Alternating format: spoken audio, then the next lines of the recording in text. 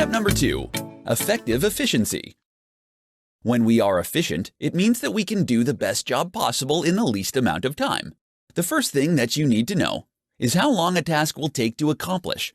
Then, you need to figure out if you can decrease that time without diminishing the quality of your work. It's not enough for you to just schedule. You need to ensure that you are precise about the time a task actually takes. Keep careful track of how long specific actions take and work towards decreasing the time you spend without diminishing the quality of your work. Step number 3. Present focus. The greatest enemy of your productivity is a distraction. In today's always-on-the-go world, the ability to remain attentive seems almost impossible. You might be able to schedule your time efficiently, but still lose out on getting more done because your mind drifts or other distractions pull you away from your work. You will increase your productivity if you can learn how to stay in the now and in the present. 3 steps for getting more done. In this tutorial, I'm going to show you 3 steps that you can take to start getting more done in less time. When it comes to being productive, everyone wishes they were able to get more done in less time. If you are struggling with a lack of productivity, you can follow these 3 steps for getting more done. Step number 1. Obligation scheduling. Unfortunately, if you want to get more done, you have to do more than just mentally planning for it. You have to schedule what you are going to do and when you are going to do it. If you want to get more done, then you have to make an appointment with yourself and keep it as if it were a dinner with your boss. All too often, we create schedules with the mindset of what we want to complete rather than what we must achieve. When you do this, your brain sees the event as optional instead of mandatory. When you can shift to a mindset of obligation, you give more weight to the tasks, which will create a greater necessity. Step number 2. Effective efficiency. When we are efficient, it means that we can do the best job possible in the least amount of time. The first thing that you need to know is how long a task will take to accomplish. Then, you need to figure out if you can decrease that time without diminishing the quality of your work. It's not enough for you to just schedule. You need to ensure that you are precise about the time a task actually takes. Keep careful track of how long specific actions take and work towards decreasing the time you spend without diminishing the quality of your work. Step number 3. Present focus. The greatest enemy of your productivity is a distraction. In today's always-on-the-go world, the ability to remain attentive seems almost impossible. You might be able to schedule your time efficiently, but still lose out on getting more done because your mind drifts or other distractions pull you away from your work. You will increase your productivity if you can learn how to stay in the now and in the present.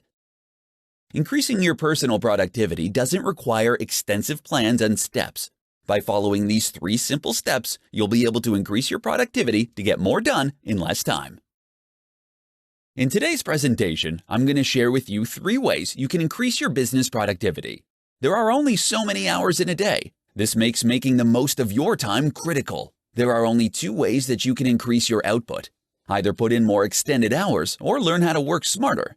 Being more productive doesn't take an advanced degree in psychology, but it does require you to be more deliberate in how you are managing your time. Here are 3 ways that you can increase your business productivity and get more done. Track how much time you're spending on tasks. While you may believe that you are good at gauging how much time you spend working on various tasks, research suggests that only 17% of people are able to estimate the passage of time accurately. If you want to be more productive, then you have to have a solid idea of how much time each task is taking. You can use a tool like Rescue Time to help you track exactly how much time you are spending on daily tasks, including email, word processing, social media, and apps. Follow the 2-minute rule. To make the most of small windows of time that you have during your day, try implementing the 2-minute rule. The idea behind the 2-minute rule is that if you see a task that you know can be done in 2 minutes or less, do it right away. Completing these types of functions immediately takes less time than having to go back to it later. So utilize your short windows at work with the 2-minute rule and watch your productivity increase tenfold. Be proactive, not reactive. When you allow incoming emails and calls to dictate how to spend your day, you'll end up getting great at putting out fires, but it might be the only thing that you accomplish all day. Determine a time during your day when you can spend time responding to emails, but don't let it determine what kind of day you're going to have. If you want to increase your productivity, you need to have a plan of attack at the beginning of each day, and then do your best to stick with that plan. If you feel like you need to increase your productivity, it's best to resist the temptation to put in more extended hours.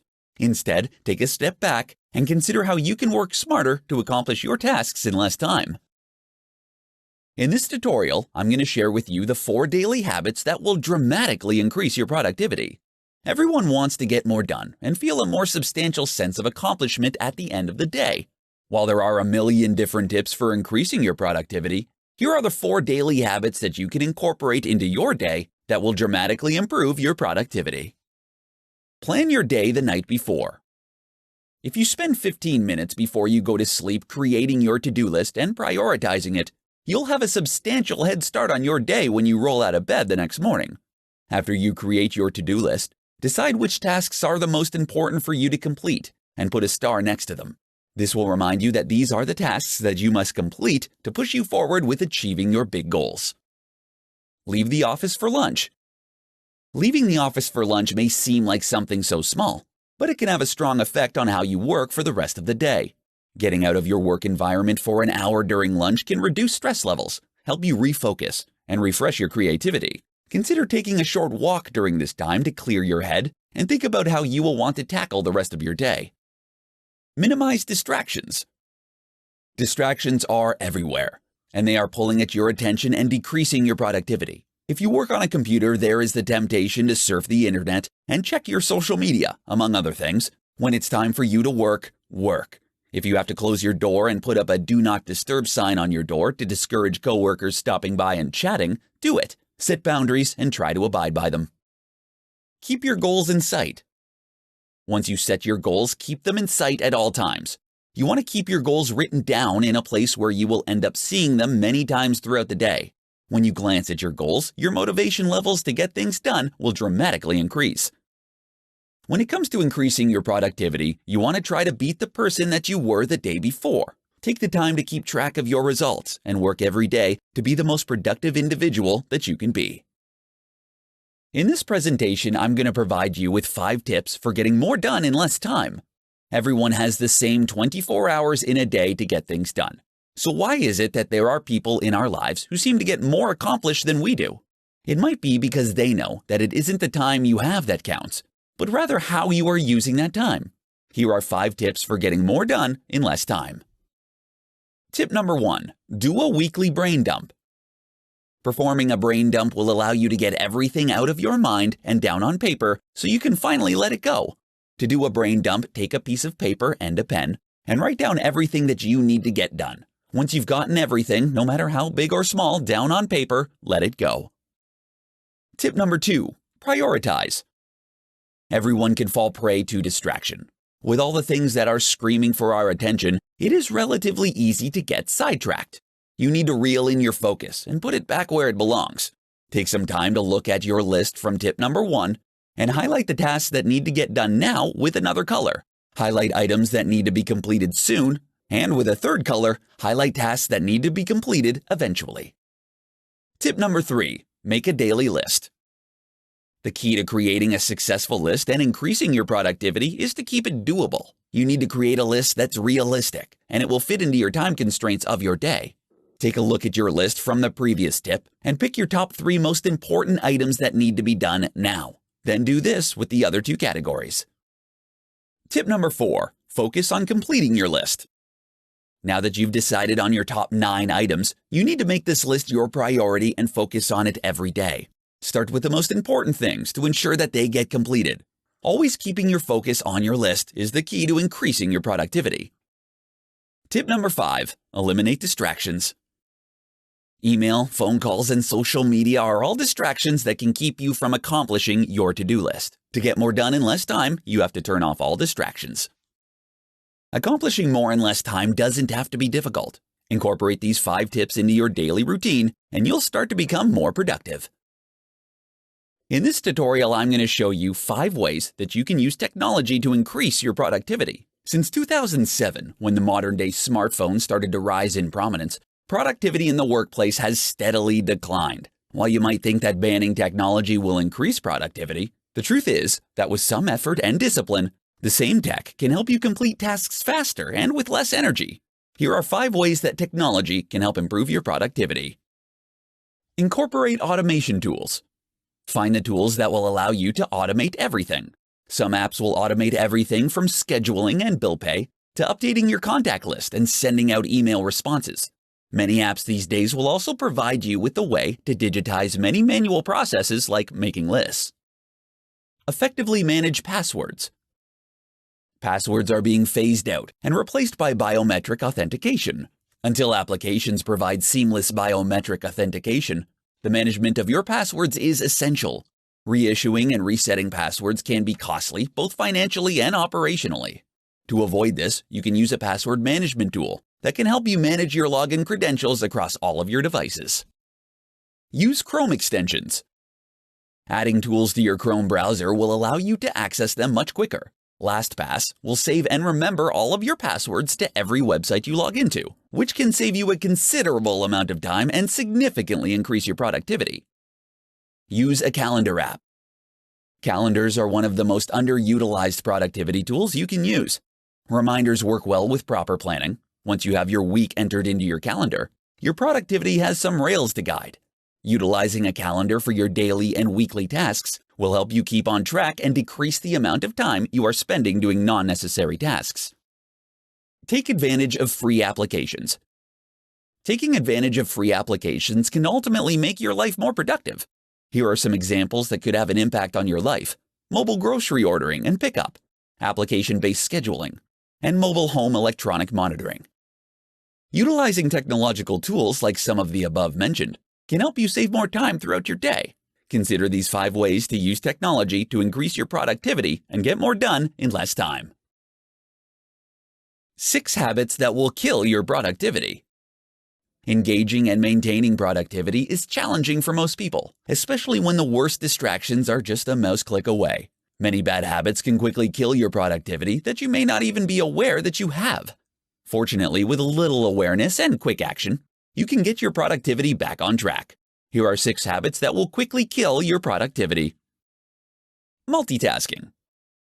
Of all the bad habits that you can have, multitasking is one of the worst and also one of the most common. Multitasking tricks you into producing subpar, incomplete work on a daily basis. When you multitask, you aren't doing multiple tasks at the same time, but instead, you are giving partial focus to a single task while providing the majority of your attention to the actual act of switching functions. Not having a work routine. If you get into the habit of working whenever you feel like it, you're setting yourself up for failure. Having a work routine is essential for getting your mind into productive gear. Without a method, you are always going into work mode cold, which can make getting into the zone that much harder. Being a perfectionist. Another common productivity kill is perfectionism. Having unrealistic work standards and being thrown off balance when things don't go as you like can quickly ruin your productivity. When you set unrealistic work standards, you never complete tasks, which causes you to fall behind. When things don't go as expected, it's easy to mentally quit, leading you to put in less effort to complete tasks. Having a giant to-do list. When you sit down to plan your day, it can be easy to get overzealous and fill up your to-do list with more than a dozen tasks. Unfortunately, you most likely won't be able to complete all of them and will become overwhelmed at all the functions you weren't able to finish. Saying yes all the time. You may believe that saying yes to every little thing people ask you to do is a good thing, but you're doing yourself a great disservice. When you say yes to everything, you limit the amount of time you have to spend on completing your tasks. Not automating recurring tasks. Many of the tasks that you complete daily are repeat tasks, which are tasks that we do on a regular basis. Most of these tasks can be automated so that it can be done automatically and more quickly. Automating reoccurring tasks will not only save you time, but your mental resources as well. These are just a few of the many bad habits that can quickly kill your productivity. When you become aware of these habits, you can easily overcome them and get your productivity back on track. In this presentation, I'm going to share with you the 6 rules for accomplishing more while working less. Too many people believe that the only way they can achieve more and be more successful is by putting in more hours. However, that isn't always the case. It isn't easy to work less and achieve more, but these 6 rules can help you do just that. The 80-20 rule. This rule suggests that a small amount of inputs contributes to a much more substantial amount of outputs. To utilize this rule in your daily schedule, you need to minimize the time that you spend in the unproductive 80%, meaning you have to cut the time that you spend on tasks that contribute very little to achieving your goals. Parkinson's Law. The idea behind Parkinson's Law is that work will fill the time that is available for its completion. This is a side effect when you focus on doing work rather than completing projects. Set strict deadlines for yourself and cultivate your desire to finish projects. Energy management. As opposed to time management, energy management forces you to think of your results as a function of energy and not as time invested. You can accomplish more by working intensely for a short time than you can working for days distracted and tired. Only use sharp tools. Don't waste your time working on things that you don't intend to excel at. Delegate them to someone else. For the things that you do not want to master, make it your priority to sharpen your tool beyond what is necessary to get the job done. Rule with numbers. One of the biggest wastes of your time is assumptions. When your intuitions about the world around you don't match the way it looks, you will never be efficient. The only way you can test false assumptions is to test them and follow it up with numbers. The results of the test can end up saving you hundreds of hours if it shows that your current process doesn't have an impact or suggests a faster alternative. The marginal rule of quality. Perfectionists never finish projects, but those who are sloppy are always having to make corrections because they've wasted too much time. Instead, you need to learn to stop working on tasks when the extra input you invest exceeds the output gained. Incorporating these 6 rules into your routine can dramatically increase your productivity so you can start accomplishing more in less time. In this presentation, I'm going to show you how you can become more productive so you can achieve your goals. Everyone, no matter who you are or where you work, would like to be more productive. The search for increased productivity has led to the misconception that being productive means checking items off your to-do list. If you want to be more productive, you have to make a point to do fewer things. Here are things you can do to become more productive. Cut your to-do list in half. Getting things done throughout the day shouldn't mean trying to fit as much as possible into 8 hours. Take a less is more approach to your tasks by focusing on accomplishing only the things that really matter. Take more breaks. If you start to get an ache in your brain after several long hours of work, it's a sign that you need to take a break. When your mind uses up its store of glucose, you need to give yourself a moment to refresh. Taking short breaks will allow you to come back to your work recharged and ready to be more efficient. Focus on yourself in the morning. Checking your email and your schedule in the morning is a huge productivity killer. Doing this gives others the ability to dictate what you accomplish throughout the day. Ignore your emails in the morning and take some time for yourself. This ensures that you have the necessary fuel to get through your day. Complete challenging tasks first. Work to complete your most challenging work when your brain is the freshest. If you have meetings or busy work that you need to complete, save them for the afternoon. When you can schedule your day in this manner, you're able to create a more productive way to manage your time. Stop multitasking. Stop trying to complete a million things at once. Switching tasks more than 10 times a day will drop your IQ an average of 10 points. Be more efficient and get more done by focusing on a single job at a time. Create a system. Manage your distractions by creating a system for work. If you compulsively check emails, plan a morning, afternoon, and evening period to manage your inbox to avoid getting distracted from accomplishing more important goals throughout your day. When it comes to being productive, less is more. Stick to the basics and you'll find you can get more done in less time. In this presentation, I'm going to show you how to use Parkinson's Law to get more done. If you don't know, Parkinson's Law is the idea that the more time we dedicate to a specific task, the longer it will take to complete. By applying Parkinson's Law in a few different ways, you can get your to-do list completed quicker and spend less of your days filling in time just to look busy. Start a running against the clock. Start by making a list of the tasks that you need to complete and divide them by the amount of time it will take you to achieve them. Then give yourself half the time to complete the tasks. For this to work, you need to see that making a time limit is crucial. You need to treat it like any other deadline and see them as unbreakable. Consolidate for time fillers. Be on the lookout for the little time fillers like email and social media, and cut down the time that you are spending working on them. If you usually end up spending 30 minutes responding to emails, start giving yourself only 5 minutes to do the task.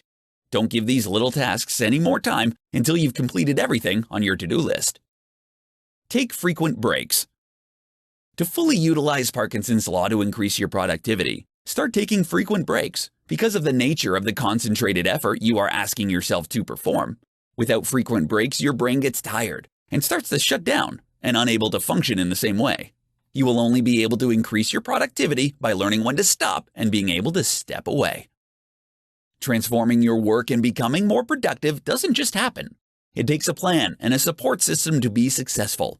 Understanding the idea behind Parkinson's law and adjusting your work to stick to it and fully utilize it, you will start to see a substantial increase to your productivity. In this presentation, I'm going to present to you with the top 5 productivity hacks for procrastinators. We've all been there at some point. We have a list of things to do, but find ourselves doing anything but what we should be doing. Fortunately, procrastination is nothing more than a mindset that can be changed. Surround yourself with red and blue. Take the time to clean your desk, removing anything that might be a distraction. According to recent studies on which colors improve brain performance, blue sparks creativity, while it is shown that red helps to increase attention to details. Surrounding yourself with these colors will not only benefit your brain, but they're also pleasing to the eyes. Create a schedule for your tasks. Like any other habit, procrastination is a difficult wall to break. To eliminate your procrastination habit, you need to replace it with another pattern. Moving forward, when you are assigned a task, set a schedule for each step. Giving yourself deadlines is the best way to get more done. Setting specific times to finish tasks creates a time pressure, even if the deadline is already passed. Consider going gadget-free. According to a recent study conducted by Kleiner Perkins Caulfield and Byers, average people check their phones up to 150 times a day. When your phone is just a short reach away, it can add to this habit. Keeping your mobile phones and other devices away from your desk will allow you to work without constant interruption. It will eliminate the distraction and the urge to unlock your phone. Prepare the night before. Before you turn in for the night, get everything that you need for the next day prepared. This should take you no more than 15 minutes, saving you time in the morning to have a second cup of coffee and not have to waste your time in the morning getting everything together. Set up mini tasks. If you are working on a big project, break it down into several mini tasks. Create a checklist and begin working on the easy ones until you've finished. Accomplishing everything, no matter how small, will give you the sense of fulfillment to keep you motivated. Increasing your productivity when you are a born procrastinator can be a challenge. However, with these 5 simple productivity hacks, you'll find you can get more done in less time and finally accomplish your goals.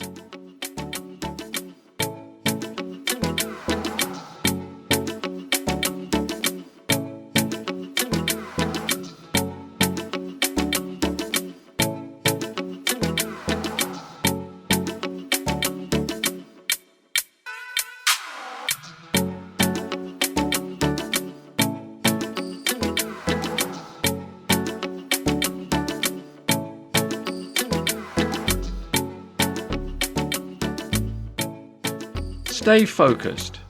Focus is powerful. By being very specific about what you desire, you'll be able to write in specifics. By writing in specifics, you'll be able to write in more detail and will discover more about yourself and your desires. With such strong words, you'll feel intrinsic motivation. This means that your action will be more powerful since it's coming directly from you.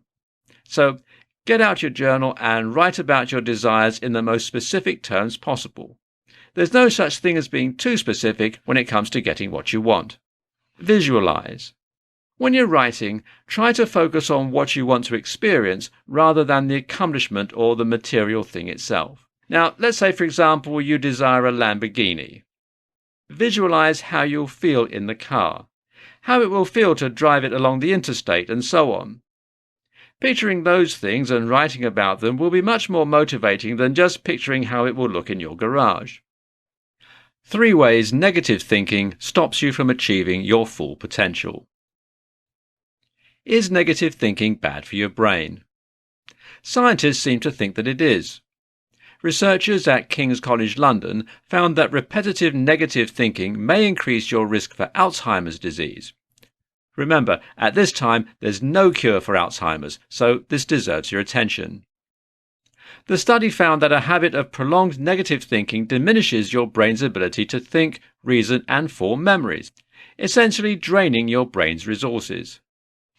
Another study, reported in the Journal of the American Academy of Neurology, found that cynical thinking also produces a greater dementia risk. When you change your thinking, your life changes. Remember, brains get good at what they do.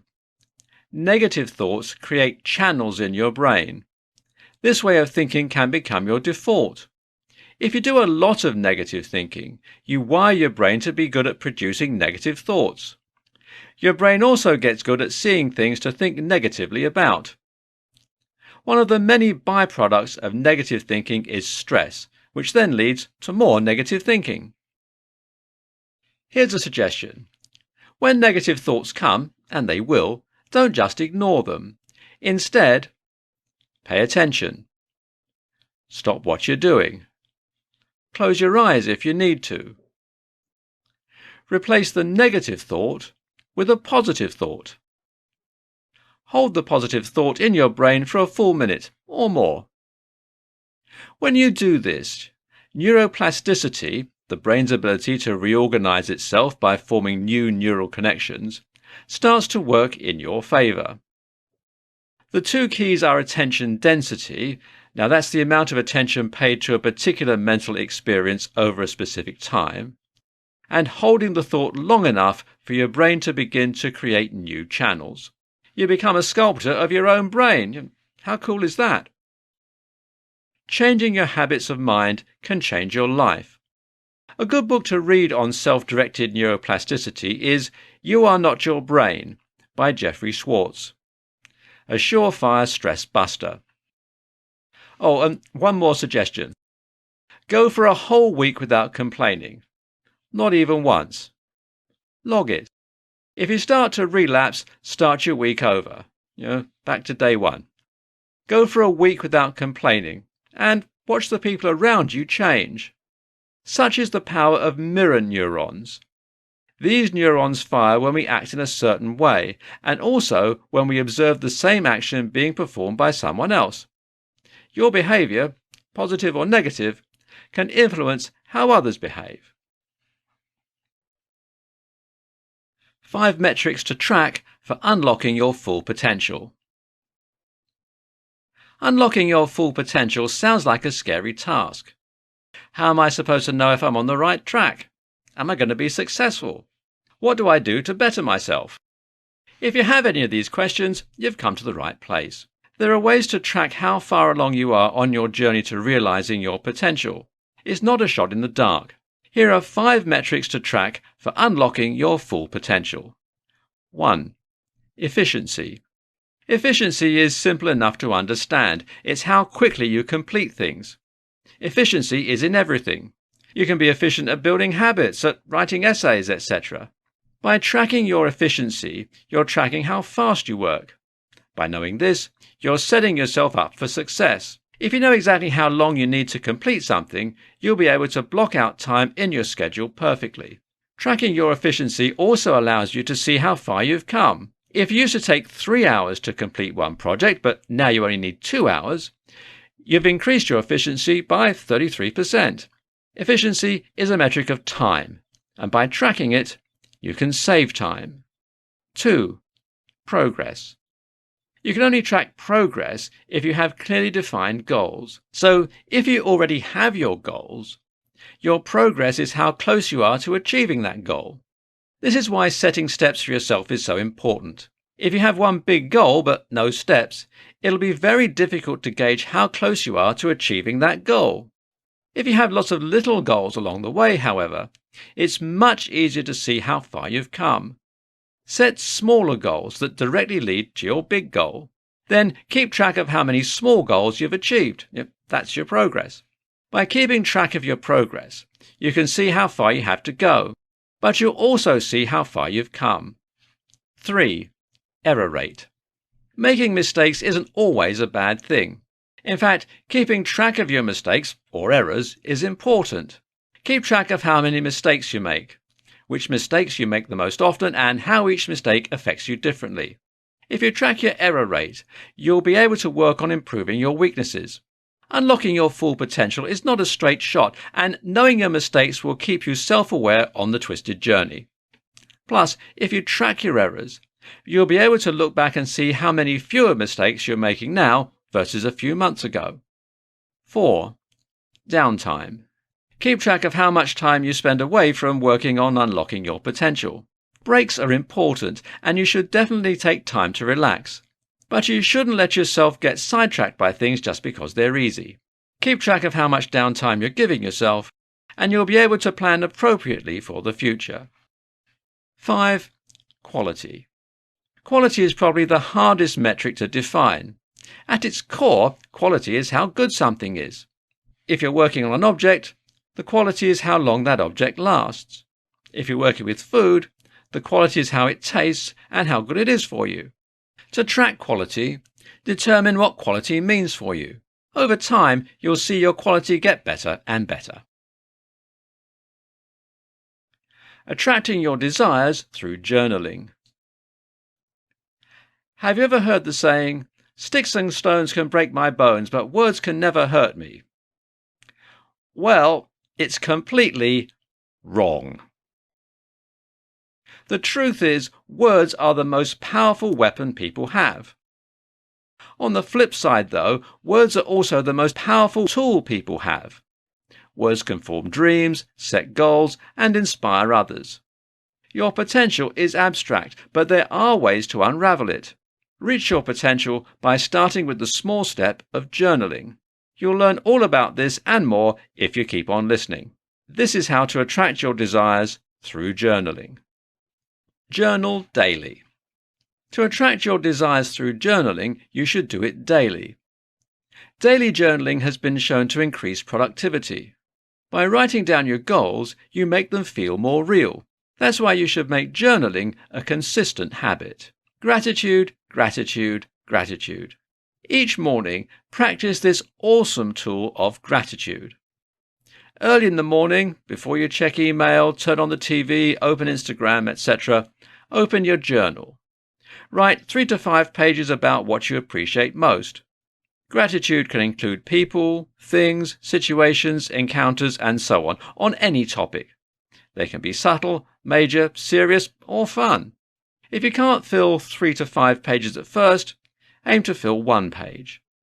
Don't strive for perfection. Release perfection and focus on consistency. The more you journal, the easier it will become. Let journaling be an inspiration instead of a chore. Rather than writing to be the best writer, write because it's fun. Write because you want to. Write for whatever reason motivates you. Perfection doesn't exist, and really it's better that way. You're not perfect, so don't expect yourself to write the perfect journal. Write in the present tense.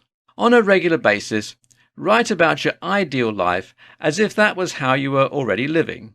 Instead of writing about how much you want to live in New York, write about moving there or what your daily life looks like after moving. Allow yourself to feel your desires as attainable. Your desires are within your grasp, and writing as if you already had them will make them feel that much more achievable. Stay focused. Focus is powerful. By being very specific about what you desire, you'll be able to write in specifics. By writing in specifics, you'll be able to write in more detail and will discover more about yourself and your desires. With such strong words, you'll feel intrinsic motivation. This means that your action will be more powerful since it's coming directly from you. So, get out your journal and write about your desires in the most specific terms possible. There's no such thing as being too specific when it comes to getting what you want. Visualize. When you're writing, try to focus on what you want to experience rather than the accomplishment or the material thing itself. Now, let's say, for example, you desire a Lamborghini. Visualize how you'll feel in the car, how it will feel to drive it along the interstate, and so on. Picturing those things and writing about them will be much more motivating than just picturing how it will look in your garage. Okay, so that one was kind of silly. Let's try something more realistic. Let's say you have a dream career. That dream career is so much more than a label on your desk or a line in your resume. Picture how much you'll love what you do and the purpose you will feel. All of these tips will get you well on your way to attracting your desires through journaling. Remember to take action outside of journaling, but also remember that words are powerful and you control them. Breathing techniques for unlocking your full potential. Unlocking your full potential is a full body experience. Breaking things down to basics, you should focus on every little thing, like breathing. These are the best breathing techniques for unlocking your full potential. 1. The common yoga breathing technique. If you do yoga on the regular, you'll likely already know this technique as it's most commonly used throughout different styles of yoga. It's often used to calm your breathing so you can relish the benefits of fresh oxygen. To do this breathing technique, follow these steps. 1. Take a slow, deep breath in. 2. Pause. 3. Slowly let your breath out. 4. Pause. 2. Equal breathing. A breathing technique that's certain to help calm the mind, body and soul is called equal breathing. It's perfect for reducing stress, calming your nerves and increasing focus, and can be done anywhere and at any time. Here are the steps for this breathing technique. 1. Take a slow inhale through your nose for a count of 4. 2. Slowly exhale through your nose for a count of 4. 3. Count for 4. A common breathing technique for meditation is simply to count to 4, then count backwards from 4, all timed with your breath. You can also use different numbers depending on your preferences, but as you'll see, a count of 4 seems to be the common denominator. Here are the steps. Breathe in. Count 1. Breathe out. Count 2. Breathe in. Count 3. Breathe out. Count 4. Breathe in. Count 3. Breathe out. Count 2. Breathe in. Count 1. Breathe out. Count 2. Then repeat. 4. Abdominal breathing. Abdominal breathing is one of the easiest breathing techniques, so it's commonly recommended for beginners starting to meditate. However, it works for everyone and can be used in and outside of meditation. As it's a powerful way to reduce stress at any given time, it also only takes a couple of minutes to do, making it perfect for any type of situation where you need to recollect yourself. Here are the steps to follow. 1. Place one hand on your chest. 2. Place the other hand on your stomach. 3. Take a deep breath in through the nose. 4. Feel your hand on your stomach move as you inflate your diaphragm with air. 5. Slowly release your breath. 5. The stimulating breath. The stimulating breath is also called the bellows breath, and it's great for increasing alertness and energy. It can take some practice to perfect, but once you do, you'll feel invigorated and will become completely addicted to the way it makes you feel. Here are the steps. 1. Quickly inhale and exhale through your nose, as short as possible, ensuring the duration is equal for both. 2. Aim to get 3 inhales and exhales per second. 3. Continue for 5 seconds. 4. Slowly increase your time throughout your practice until you reach 1 full minute. 6. Alternate nostril breathing. Another common breathing technique used during meditation and yoga is the alternate nostril breathing, and yes, is exactly what it sounds like. Doing this technique allows you to re-energize your mind, body and spirit. Here are the steps. 1. Plug your right nostril with your right thumb. 2. Take a deep breath through the left nostril. 3. Remove your thumb from the right nostril and plug your left nostril with your ring finger. 4. Slowly exhale. 5. Repeat. 7. The 4-7-8 count. The 4-7-8 count, also known as the relaxing breath technique, is one of the easiest to do, and as a bonus, the benefits are exponential. This exercise can quickly calm the nervous system, so much so that it can feel like your nerves have been tranquilized. So it's amazing for anyone looking to calm their mind or who suffers from anxiety or sleep insomnia. Here's how you do it. 1. Rest the lip of your tongue at the top back of your teeth. 2. Let out a deep exhale along with a big sigh or a whooshing sound. 3. Close your mouth and slowly inhale through your nose for a count of 4. 4. Hold your breath for a count of 7. 5. Exhale deeply and completely for a count of 8, being sure to let out a big sigh or whooshing sound. 6. Repeat. And finally, number 8, the skull shining breath. This breathing technique is a great way to shake off negative energy and warm up your mind, body and spirit. It can be used in the morning, prior to an exam, before your next yoga class, or during meditation. Here's how you do it. 1. Take a long, slow breath in. 2. Quickly let out a powerful exhale from your diaphragm. 3. Repeat. How to create affirmations for unlocking your full potential in 4 steps. As you probably know by now, there are multiple contributing factors to unlocking your full potential. But there is one step that is absolutely crucial. It's probably more important than any other step, and it's also one of the hardest steps. Believing in yourself. In order to realize your potential, you have to really, truly think that you can. But believing in yourself isn't always as easy as just saying that you do. That's where affirmations come in. Affirmations are positive thoughts, pure and simple, and they're extremely powerful.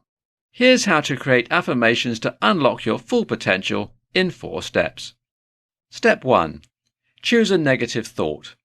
Think about what you're trying to attract, and then think about the beliefs that might be stopping you from vibrating on the right frequency.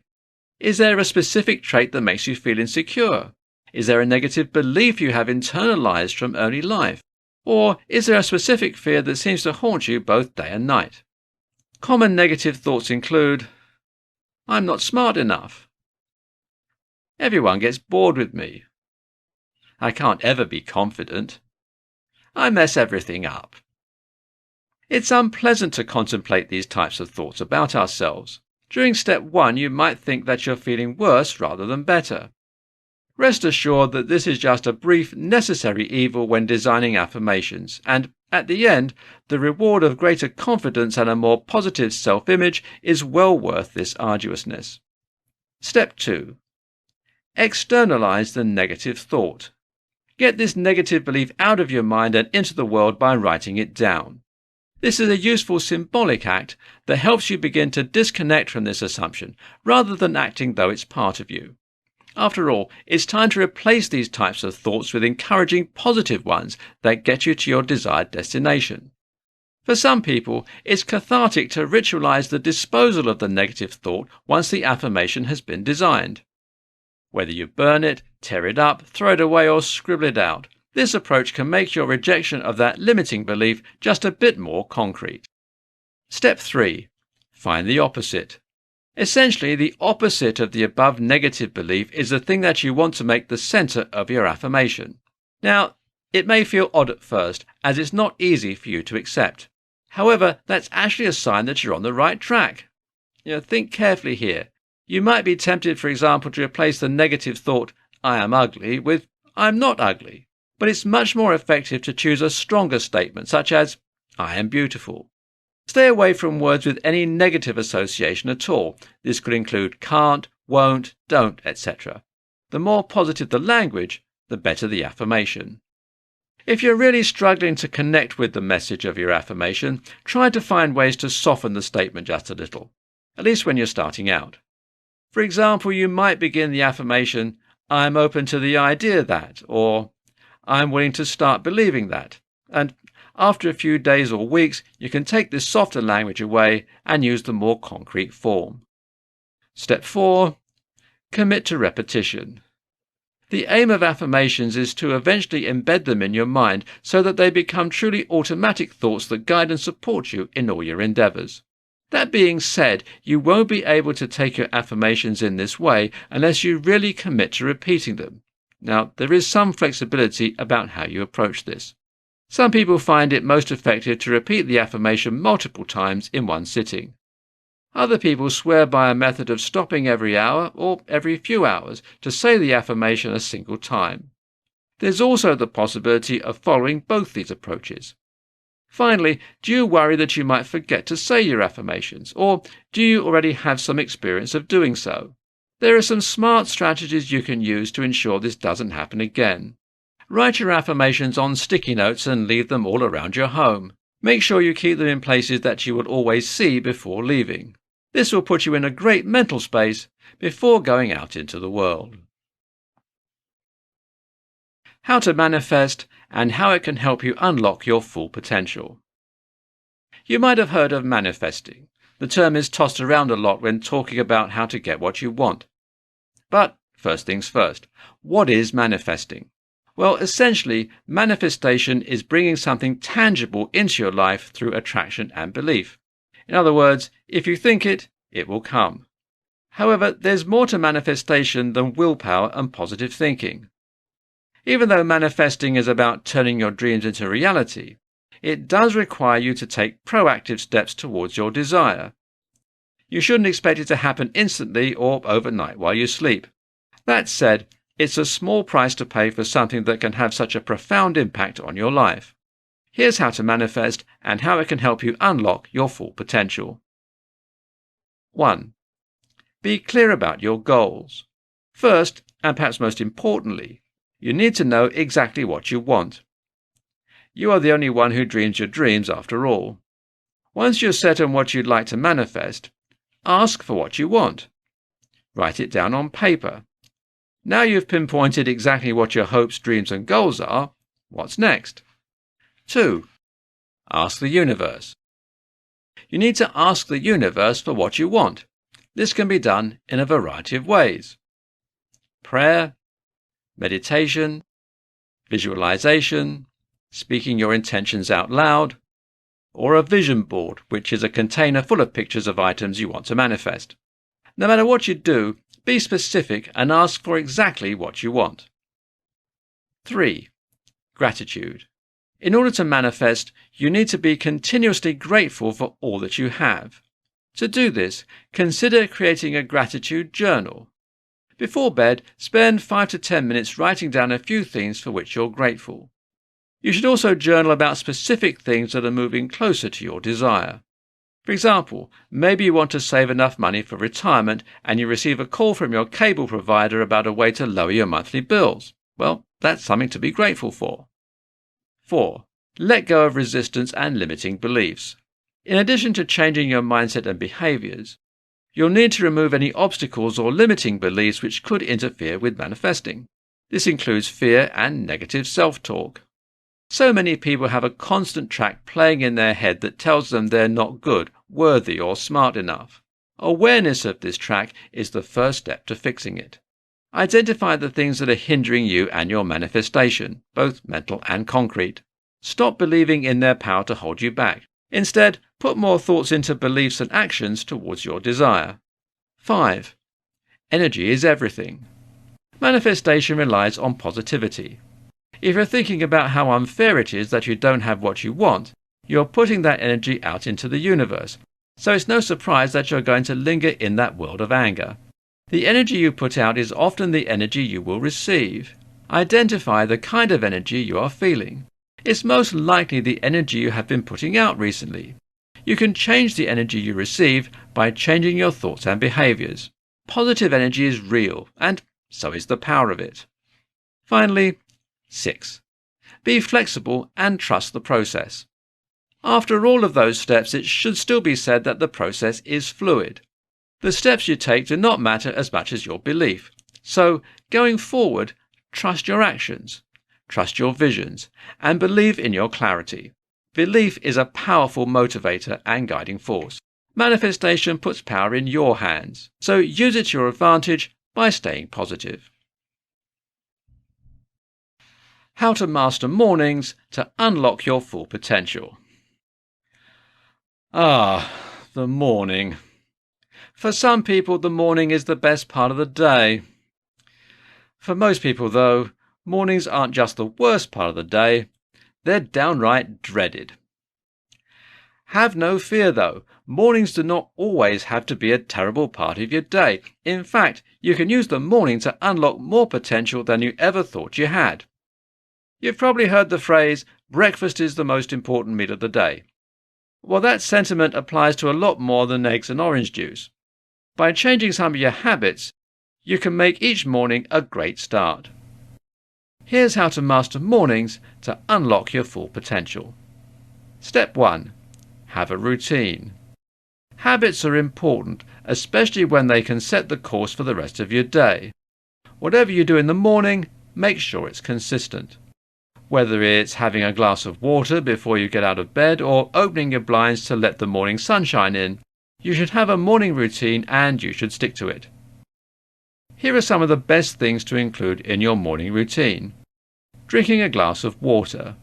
Hydration is key to kicking off your day. Just drinking 8 ounces of water can improve your mood, boost your energy, and make sure the rest of your day is upward bound. Open your blinds. Let the sunshine in, or listen to the rain against your window.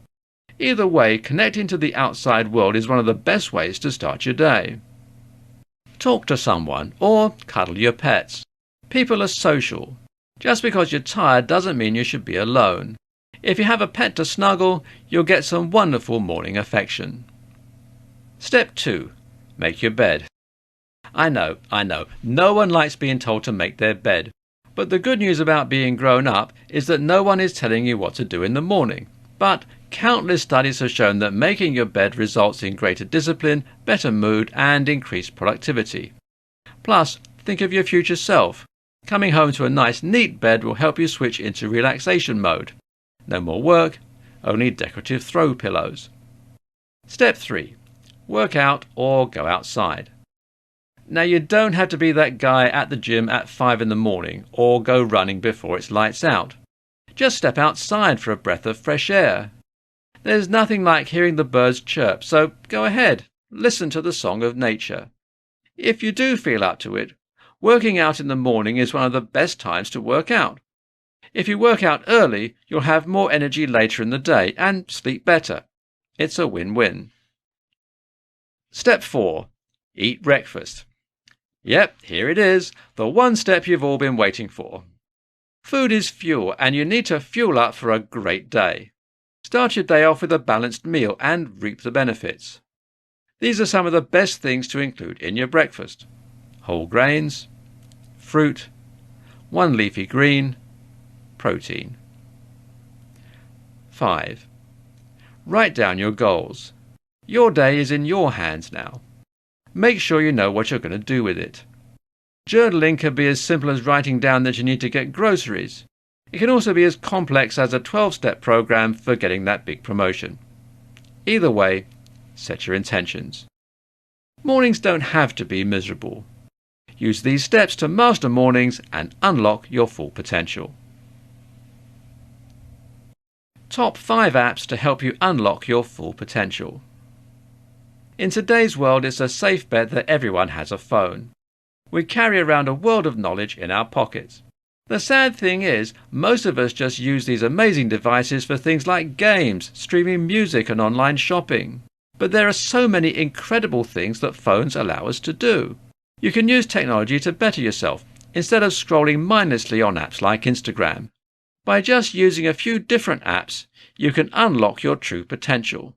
There's so much help available to us right now, and this is the first step to tapping into it.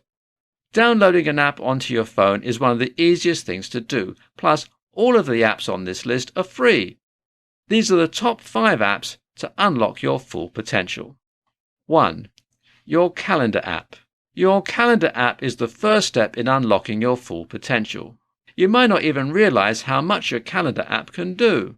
Your calendar app can be used for so much more than writing down birthdays. Did you know that the calendar app on your phone can sync up with other people's calendars? You can set up meetings with your calendar app and automatically sync them with the rest of the office. You can make different calendars for different parts of your life and get specific reminders for different types of events. You can even attach notes, documents, or any other file you need to an event. Taking advantage of your calendar app is the first step to unlocking your full potential. 2. Loop Habit Tracker. Loop is an incredible app that helps you keep track of your habits. You can log your daily habits, and Loop makes a special plan for you to help develop good habits. It can also help you kick habits that you want to get rid of. Loop uses a special formula to calculate the strength of your habits. With built-in reminders, timers, and habit streaks, the Loop app is a must-have for unlocking your full potential. 3. Habitica. Habitica is perfect for anyone who still wants to be a magical video game character. The Habitica app is designed like an RPG. It guides you on mystical adventures that are progressed by accomplishing daily tasks. You can make different lists of things you want to do on a daily basis, habits you want to build, or long-term projects. By doing the dishes, you can fight an evil monster. What's not to love? 4. Clockify. Clockify is a simple time-tracking application. You can get it as a browser extension on your laptop, or you can download the app through the App Store on your device. Some of the great features of Clockify are the timesheet, reports, and project timelines. You can keep track of the time you need for any kind of activity with Clockify. You'll get reports on how you spent your time so you can plan for the future. 5. Goals on Track. Goals on Track is a powerful app for your goals. With Goals on Track, you can set your own goals on your own terms. After you enter a goal, the app breaks that goal down into easy steps that you can easily achieve. There are some fun perks that make reaching the goal more fun. You can upload photos for motivation and even add your friends on the app to cheer you on. In conclusion, you don't have to make drastic changes to unlock your potential. Use these apps and you will be well on your way to unlocking your full potential. Top 10 tips for unlocking your full potential. Potential. It's a powerful word. Everyone has potential, even you. Especially you. How to reach your full potential is one of the hardest questions to answer in life. It's tricky to answer because each person is a unique individual. But there's steps everyone can take that will be helpful no matter where you are in life. Without any more jargon, here are the top 10 tips for unlocking your full potential. 1. Know what you want. No matter what you're doing, you should know why you're doing it. What do you want right now? Where do you want to be in 5 years? 10 years? What about at the end of your life? There's no right or wrong answer to any of these questions. The only wrong answer is no answer. Know what you want and stay focused on that. 2. Answer the big questions. There are some tough questions you should answer about yourself before embarking on your journey to unlock your full potential. What would you do if money wasn't an issue? What are your core personal values? What makes you happy? What does success mean to you? Answer these and you'll have a much clearer idea of what you want. 3. Set goals. There's no point in knowing what you want if it's only an abstract idea. You should create real, tangible goals that you can reach. This will motivate you to keep working and keep you focused on what you set out to do in the first place. 4. Separate work from life. I know it can be hard not to view your job as your entire life. But the truth is, it's not. You have a life outside of work, and you should be able to leave work behind at times. Make a clear distinction between things that are professional and things that are personal. 5. Take small steps. Rome wasn't built in a day. Don't expect to become the best at what you do after a week of trying. Unlocking your full potential is often a lifelong endeavour. If you want to really unlock your potential, start small. Let's say your goal is to be stronger. Try lifting 10 pounds on your first try instead of 50. Over time, you'll become stronger than you ever thought you could become. 6. Recognize your strengths and weaknesses. Strength doesn't mean perfect, and weakness doesn't mean flaw. To unlock your full potential, make a list of your strengths. This will include your natural gifts, things you've always been good at, or things you've put time and work into developing. You should also make a list of your weaknesses. This is not to make you feel bad about yourself, but to help with awareness. If you know your weaknesses, then you'll know what to work on. 7. Develop your talents. Step 6 said to work on your weaknesses, but talents also need work to keep being talents. There's a saying, hard work beats talent if talent doesn't work hard. That tells you all you need to know about developing your talents. 8. Be grateful. Countless studies have shown people are happier and healthier when they're grateful. Good news, we all have things to be grateful for. If you want to reach your full potential, it's important to recognize and be grateful for where you already are. 9. Stay curious. There will always be questions. Never stop looking for answers. Do your research, be curious, and you can live a life of unlimited learning potential. 10. Do what you love.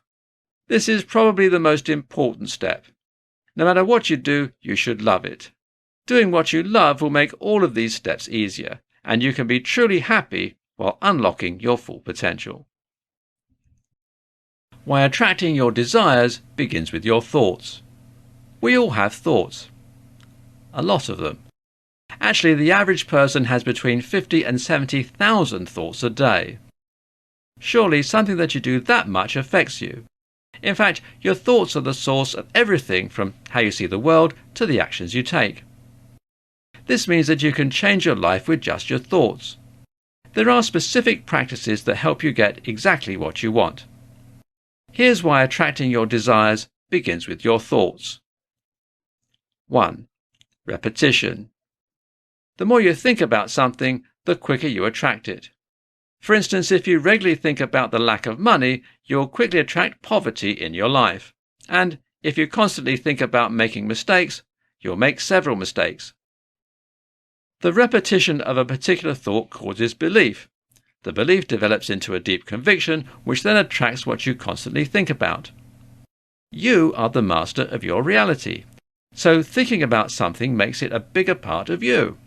Therefore, if you want to attract something into your life, ensure that you constantly think about it.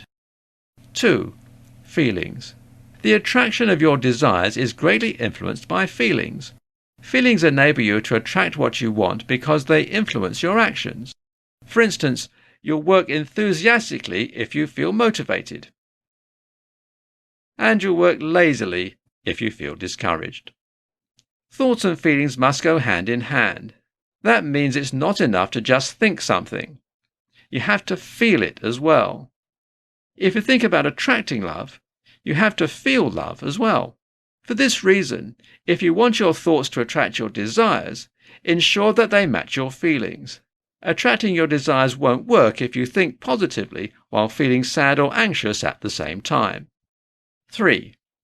Your ability to focus. Attracting your desires depends on the amount of things you're thinking about.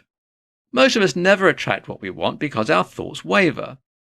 If you think about prosperity in one moment and think about scarcity in the next moment, you'll attract mixed results.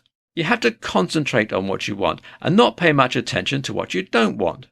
Putting in your 10,000 hours is worth it for attracting your desires. Concluding remarks. If you want to attract what you desire, you must continuously focus your thoughts on your desires and ensure that your thoughts and feelings are in alignment.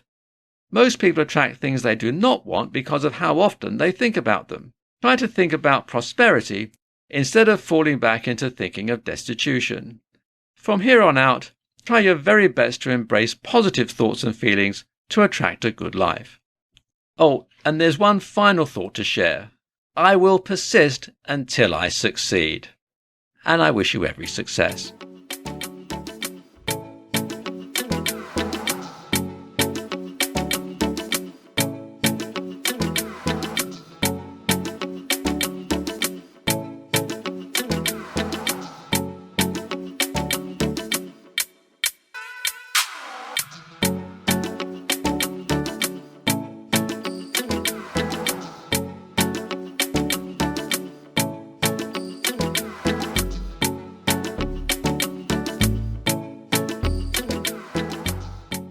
Lifestyle design is an entirely new approach to business and life that can make you happier, freer, and richer.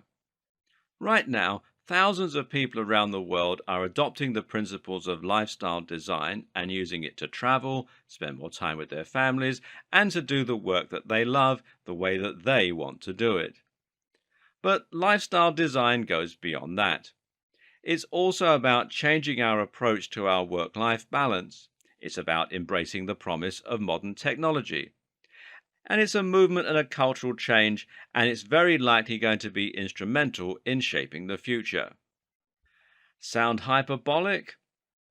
Allow me to explain exactly what lifestyle design is and why it's so important.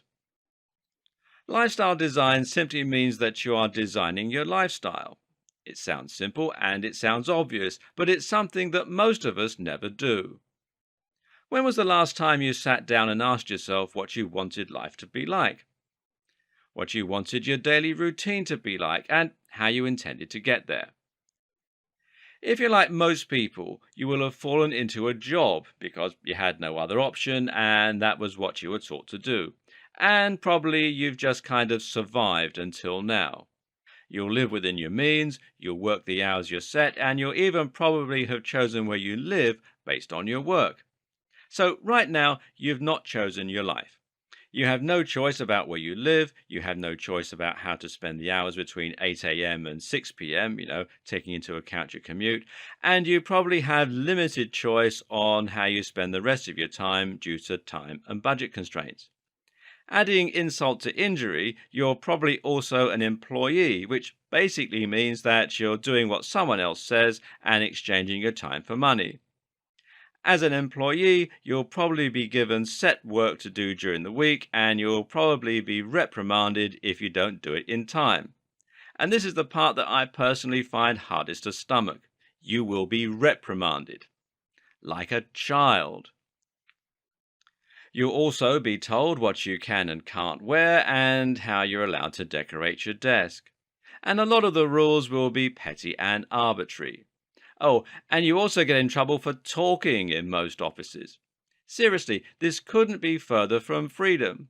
And it's not just the hours you spend actually working that affect you either. Just as bad is the time that you lose out on at home. When you only have a few hours, and more importantly, very little energy, in order to do anything useful once you get home, it can make it very hard to spend the time that you want with your family, to spend the time working out and getting into shape, to spend time outdoors. Even just to read that book or to play that video game that you've been wanting to experience for a while now, can be difficult. It's so bad that we end up just looking forward to the time when we're old enough to retire. And you know something is wrong when we're actively looking forward to being so old that we can't move around properly without being in a lot of pain. But here's the thing. It really doesn't have to be like that anymore. These days, it's possible to communicate with anyone from around the world without leaving the comfort of your home. You can accept money transferred wirelessly. You can get any information you need, and generally it's possible to earn money from anywhere as long as you have an internet connection. With all this in mind, why don't more companies offer flexi time and allow their staff to work from anywhere, or at times that suits them? Sometimes it comes down to the requirements of the job. Perhaps you need to be in the office in order to answer the phone. But a lot of the time, it simply comes down to the fact that a lot of businesses are stuck in the past and are unwilling to try new approaches. But you don't have to work for a company at all anymore. You can provide a service freelance online, and that could mean writing, creating websites, being a proofreader, providing consultation of some sort, being a personal trainer or counselor, writing music, taking photos, buying and selling products, creating physical products to sell, data entry, running a blog, sports commentary, or programming. All these jobs, and many more, can be performed online with no need for you to be present in person, and this is something that anyone can handle on their own with no need to have a boss of any sort. Once you start doing that, you can set the hours you want to work. If you want more money, you can work longer hours. If you want more time to spend with your family, you can choose to work a little less. Likewise, you can decide precisely the kind of work you want to do, and you can direct your business to do things in your way and get the pride that comes from that. Working online also means you don't have to commute anywhere.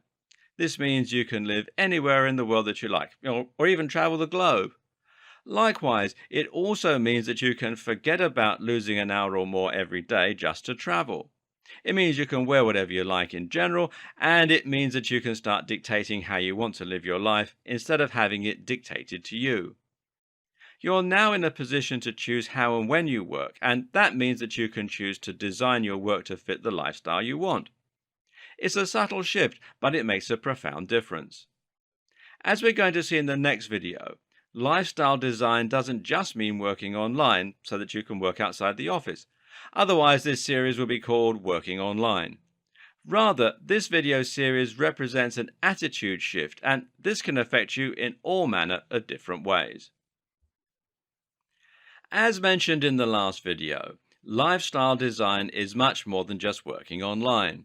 Rather, it's just about putting your lifestyle first and your career second. It's turning your priorities on their head, and it's recognizing that you don't have to live to work anymore. But the most obvious example of this is still working online. So just to illustrate what most people will picture when you say the words lifestyle design, let's take a look at one particularly popular type of lifestyle, that of the digital nomad. So what is a digital nomad? A digital nomad is someone who has completely rejected the conventional idea of working in an office or really of accepting any restrictions whatsoever. Instead, this is someone who has embraced the possibilities of the internet and taken them to their furthest extremes by becoming a nomad.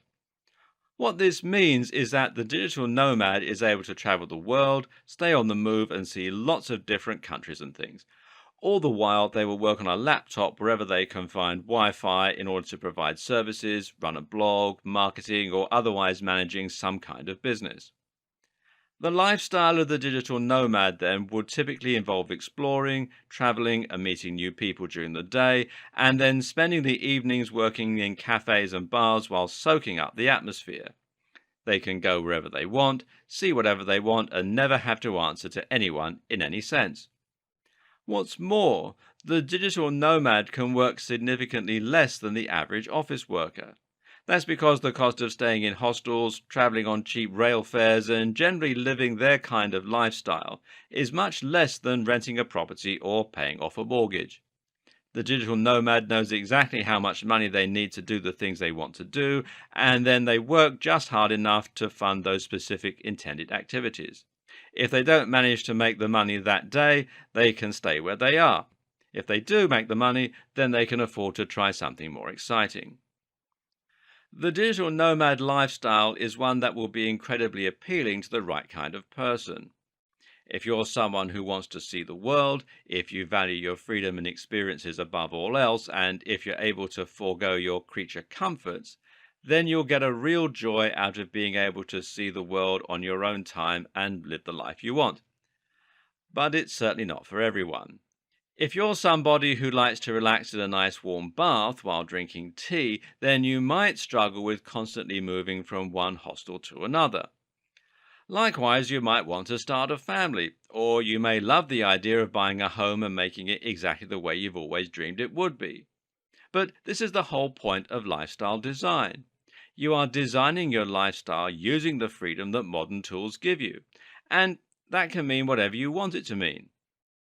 I personally work from home because I love the freedom. I don't actually work out of a home office though, as I find that claustrophobic. Instead, I work in coffee shops where I can soak up the atmosphere, chat to people, and watch the world go by outside. I meet friends for lunch often, and I come home early to work out. What's more, I'm constantly traveling. Now, I don't like the idea of being constantly away, and so I like to take lots of shorter trips instead of being constantly away for one long trip. There's nothing stopping me from being able to visit somewhere new for a long weekend, taking my laptop and working out there for Friday and Monday. I don't have to take time off, I don't have to ask anyone's permission. Being UK based, this year I've been to Dortmund in Germany, Cornwall, that's in the west of England, repeatedly, the Forest of Dean in Wales, Salou in Spain, Mauritius,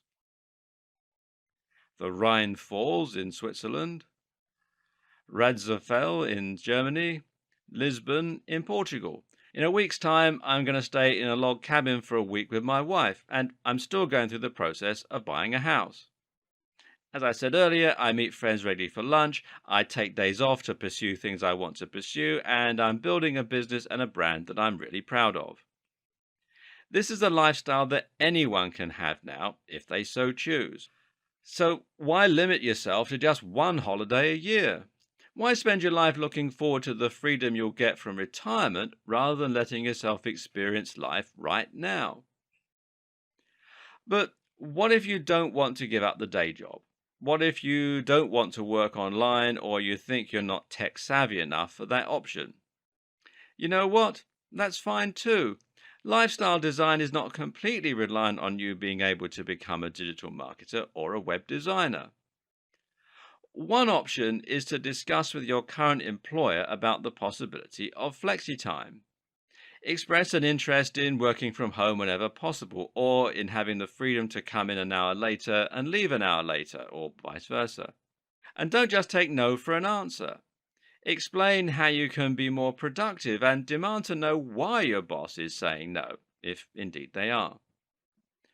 At the very least, try to overcome the notion that a good employee should be willing to stay until 7 p.m. to finish their work.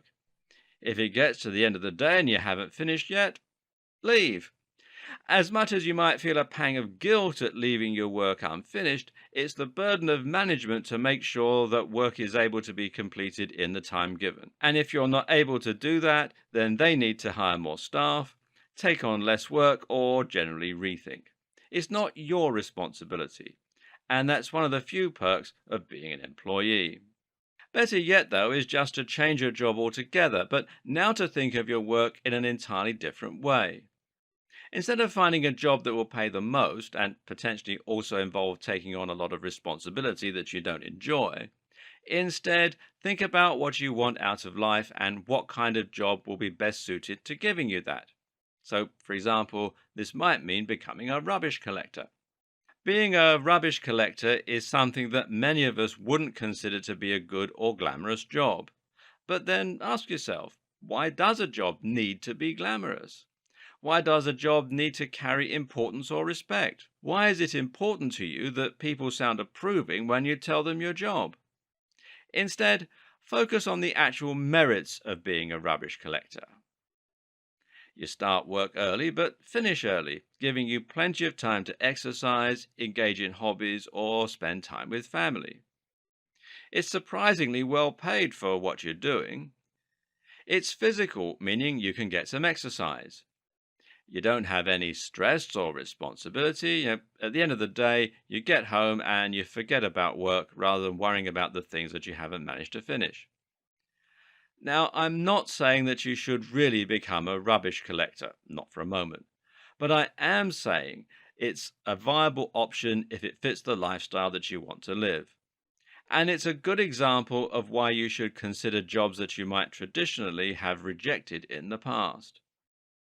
There are many other career choices that can give you even more freedom and flexibility, and that might prove to be an even better decision. For example, driving instructor. A driving instructor is someone who has all the stability of being employed, but all the freedom of being self-employed. You can decide when you want to take on clients, and you can arrange lessons so that the rest of the time you're free to do what you want to do. The same can be said for a taxi driver, hairdresser, or piano teacher.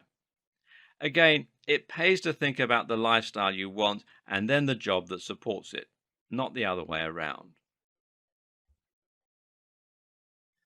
The problem is that too many of us end up trapped in the rat race and feel as though there's no way that we can break free.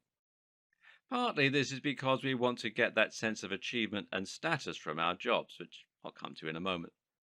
Moreover, though, it's because we think we need to live up to the money. As soon as you start earning a certain amount of money, you'll probably change your lifestyle within your quote means. If you're earning $50,000 a year, then you'll probably find yourself taking on a mortgage that costs more than if you were earning $30,000 a year.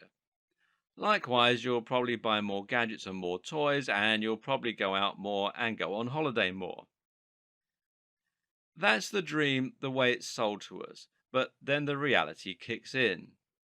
Your lifestyle costs so much that you're now completely reliant on your job to support it. Therefore, you can't make the decision to work less or take a pay cut because then you'd end up in debt. If there were things you wanted but you couldn't afford, then you might already be in debt. Likewise, you're probably working so hard that you don't really have time to watch that new widescreen TV or play all those new computer games. And also, more important things like your health and your relationship with your family are falling by the wayside. So let's rewind for a moment and reassess. Why not buy a smaller house on that $50,000 salary? Let's say it has one less bedroom. It's a two-bed instead of a three-bed. You may not now be able to have that home gym, and you might have to move home if you ever have three kids. But you're now completely free from the stress that comes with earning only just enough to maintain your current lifestyle. That means you can spend more money on traveling and going on holiday. It means you can take on an easier job with less stress. And it means that you can visit friends, paint, write, read, exercise. Why don't more people make this decision?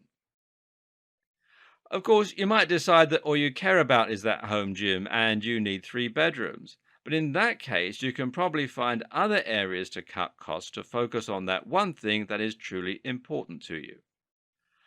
What most of us don't realize is that it is possible to get what we want right now. It's within your means. Let's say, for example, that you want to travel more, and so you're trying to climb your career path to earn the money that you need to go traveling. Except that the more money you earn, the more responsibilities you take on, and the harder it is to take a career break. And the older you get, the more commitments you have elsewhere in your life. It's never a good time to travel. So, you know what? You should just do it now. And there are plenty of ways to do it cheaply thanks to budget airlines, Airbnb, and more. My recent trip to Switzerland, for example, cost me all of $50, or the equivalent in British pounds. I live in the UK, so an EasyJet flight cost me barely anything, and I was able to get it even cheaper because I'm fortunate enough to know a pilot. A return flight cost about $20, and we booked the accommodation one night with Airbnb. It was an incredible cabin on the side of a beautiful mountain in Siskiyou. And I spent the rest of the time staying with a friend. You must know at least some people who live abroad. I worked on the Friday and the Monday and a little bit extra on the Saturday to earn back the cost of the journey. Even without working online, you can probably do something very similar. And there's plenty of exploring to do in your own country and nearby without needing to travel all the way to Asia or somewhere else that will cost more money. So you can have that traveling lifestyle without being a rich CEO. In fact, it's much easier. Likewise, you might dream of having the perfect idyllic house. But again, you don't need to be rich from your job to get there. Instead, why not just focus on making the very most out of a relatively modest-sized property? And this can be more successful than you probably expect. For example, if you want your home to look a lot more beautiful, one of the best things you can do is to simply remove items of decorating. Now, I know this sounds counterintuitive, but when you reduce your clutter a lot, you'll find that it's much easier to keep tidy. What's more is that the average value of your belongings will go up. So throw out 50% of your decorative items and you'll be left with only the very best things that you couldn't part with, resulting in a much more beautiful looking home. Likewise, sometimes it takes just one stunning feature to make your home truly special and unique. How about saving all your money towards a spectacular water feature? Personally, I'm buying a smaller home than I would ideally choose, despite being able to afford more. But for approximately $20,000, I'll be adding an office pod to the garden. It's a stunning, modern 2.5 by 2.5 meter office that is made from renewable materials and has large double glazed windows looking outside. It's a stunning feature that will increase the value of the property and that I'll be able to work in while the rain hammers on the glass outside. The perfect home without being rich. And often, if you really think about your dreams, you might surprise yourself. My friend recently quit a high paying job building defensive weapons for a startup that sold to the military. Instead, he became a park ranger. Why? Because he loves exercise, loves being outside, and he's fascinated by bugs. Go figure. But he's much happier now on a smaller salary, and he can't wait to get into work every day. I could personally see myself loving being a tree surgeon. Every day is a high adrenaline adventure. I've been promoting the idea of quitting a job and becoming a park ranger or a rubbish collector a fair bit now, and understandably, some people watching this might be a little perplexed. If you're a motivated type A personality, then perhaps you can't stand the idea of being a rubbish collector or working for a nature reserve. But here's the thing. You can get your sense of progress and your sense of satisfaction outside of work. My sister did an art degree and loves creating sculptures out of paper. She was even hired to make an advert for a prominent musical artist. Now she works in telesales. Is she happy doing that? Well, yes, because she still makes art as a hobby, sells it on the side, and gets a real sense of reward from that. She feels like she's making progress and it has nothing to do with her job. Likewise, she's making an additional income from having another source of revenue. Again, you can do the same thing. Want to be a music artist? Well, the best way to accomplish that in this day and age is to get onto YouTube and start building a following. This is much easier and will give you satisfaction and reward right away. Or maybe you'd love to be an author. Great. Find a job that doesn't take over your life and then use the extra time to write your killer novel. You can always publish it yourself on Kindle or using a print-on-demand service like Lulu later on.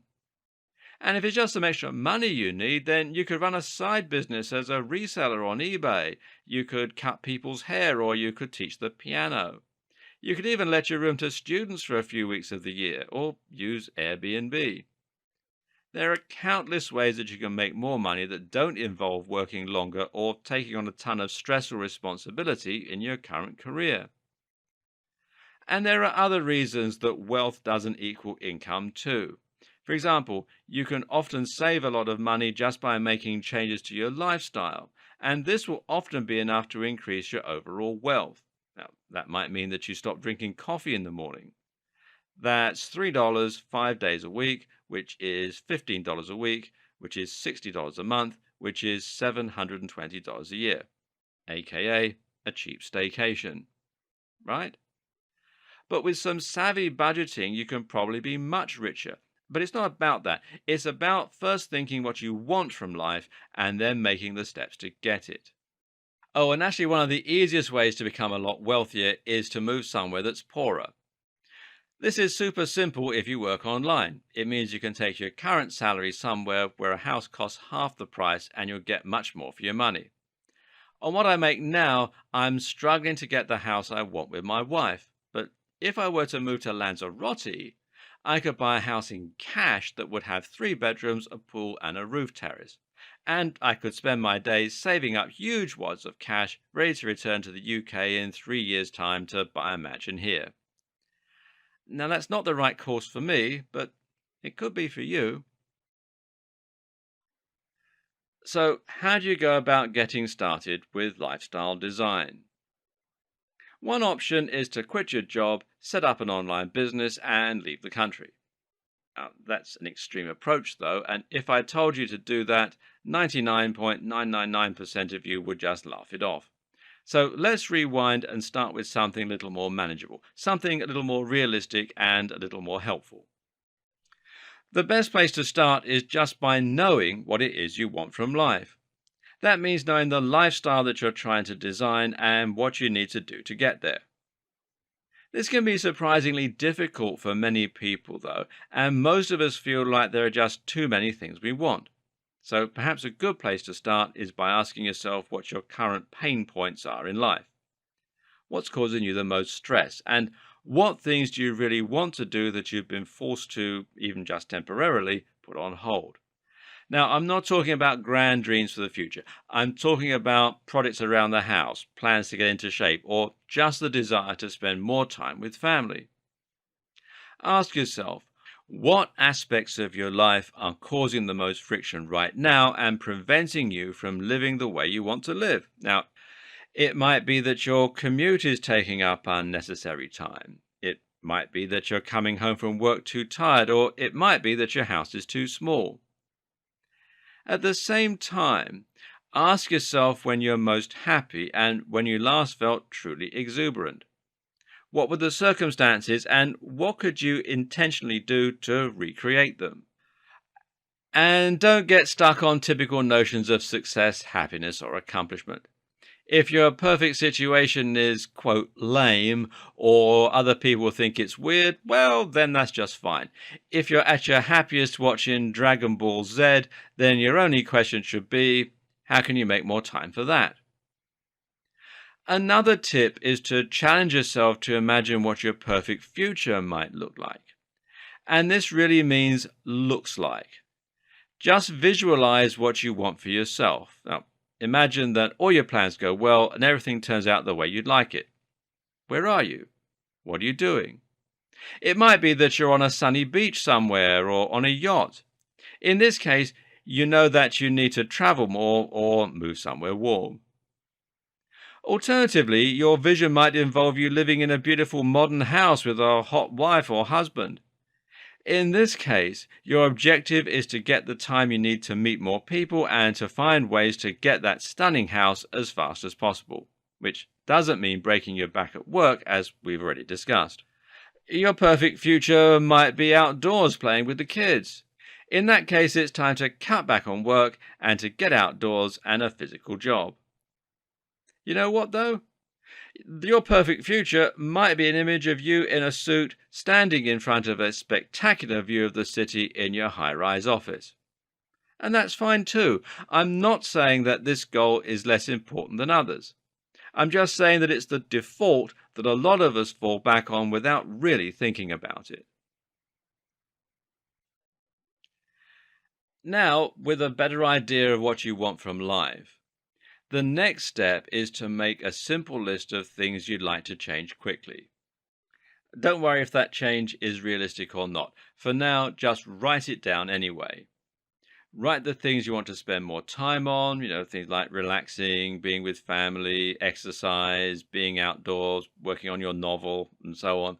And write down the things that you want to spend less time on, the washing up, commuting, tidying, staying late at work, etc.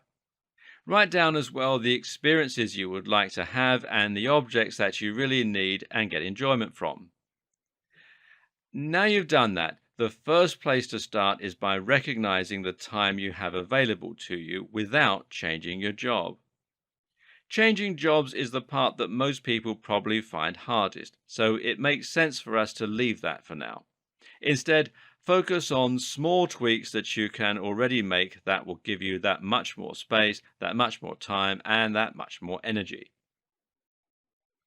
Energy management, by the way, is one of the very most important factors when it comes to being able to get the lifestyle you want. This is something that all too often gets overlooked in favor of time management. Let's say, for example, that your perfect future includes a vision of you who is thinner, stronger, and more energetic. Then you can do more of the things that you want to do, which might mean extreme sports or starting your own fitness YouTube channel, who knows. To do this, though, you need to start exercising. So you'll buy a book on losing weight and building muscle. And that book will tell you to train 5 times a week for an hour a week. If it's a somewhat smart book, then it will acknowledge the difficulty in fitting this in, and it will thus suggest that you make more time by getting up a little earlier in the morning or by doing it before you come home from work. But time isn't the problem. It never has been the problem. You've had plenty of time. If you didn't, then you wouldn't have been able to watch the entire box set of Breaking Bad for the 5th time. The problem is that when you come home from work, you probably feel exhausted and stressed and just want to sleep on the couch. You can't face working out. And likewise, in the mornings, you probably feel groggy and rough and really struggle to drag yourself to the gym or just to do press-ups on the floor. So the problem is energy. Even if you have enough time, you won't be able to train or do the other things you want to do unless you have energy. And if you're struggling to find the energy just to have active evenings, you need to ask yourself how you're going to find the energy to add 5 hours of training to your week. Likewise, you need to ask yourself how you're going to find the will to travel to the gym, to get changed and ready, and to do all of the other things involved with going to the gym. In short, just because you can fit something in terms of time, that doesn't mean that you can or that you should attempt to. Chances are that if you want to fit something extra into your routine, you're going to need to find a way to increase your energy levels. And ironically, exercise is one of the things that can't do this for you. Or you're going to need to try and remove other energy-consuming things from your routine. Just know that energy is a finite quality and it's one of the biggest limiting factors in terms of what you can accomplish during a given day, week, or month. And the same goes too for anything else productive that you might want to do, whether it's taking the kids to the park or learning woodwork, which is another great way to improve your home without spending a fortune. Now, fortunately, there are tons of little ways that you can collect back time and energy throughout the day, and there are tons of things that you can do to make your routine easier. Again, this is a matter of identifying those pain points, those things that are more stressful and time-consuming than they should be, and then figuring out ways to overcome that. And I'll cover them in detail in the next video. In the last video, we talked a bit about freeing up time and energy. Here are some examples of things you can do to help free up time and redesign just those smallest aspects of your everyday routines. One way you can get more done in less time is to multitask. Some jobs simply don't let you multitask and you'll get in trouble if you try. Others, however, make multitasking relatively simple. For example, if you're washing up, then you could also be on the phone catching up with friends or watching your favorite TV program. Likewise, a commute is the perfect time to read books or perhaps to run a side business. Earn some more money online on the way to and from work, perhaps, or to work on some kind of dream project. You can also automate. Automation means using a device that can automatically complete the job that you would otherwise have to work on yourself to complete. Now, a good example of this is a dishwasher, which shows just what a big difference to your lifestyle you can make with one simple purchase. If you're currently spending a big chunk of your day washing up dishes, and if the kitchen is often covered in dirty washing up, then a dishwasher can give you back a lot of time and make your home that much more attractive place to live. We'll get into outsourcing in much more detail later on when we discuss it in a more traditional business sense. However, even in your daily life, outsourcing can be a great strategy to help give you more time and to help you achieve more. You can do this by hiring someone such as a virtual assistant, someone who can, for example, help you book appointments and meetings or even find potential holidays. Alternatively, outsourcing can also mean delegating by asking friends or relatives to help you with various tasks. Got to plan a stag party and don't have time? Well, ask one of the ushers. Have too many calls to make? Ask your partner or a friend to help out. You'll be surprised how often people are willing to help. Then there's reducing clutter. Now, this is absolutely essential. Reducing clutter around your home can make a massive difference to not only the look of your home, but also the amount of space you have available and the amount of time.